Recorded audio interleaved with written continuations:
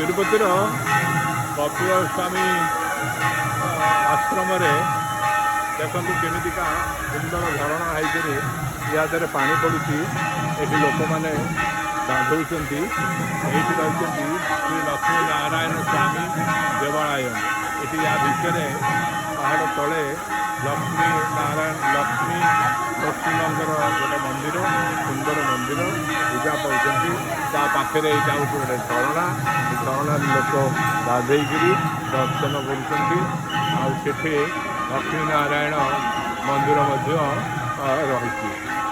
ସୁନ୍ଦର ସ୍ଥାନ ଏଇଟା ଦେଖନ୍ତି ଶ୍ରୀ ଲକ୍ଷ୍ମୀ ନୃସିଂହ ସ୍ୱାମୀ ଦେବାଳୟ।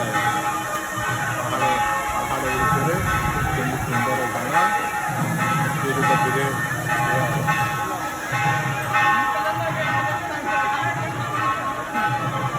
ନୃସିଂହଙ୍କର ବିଭିନ୍ନ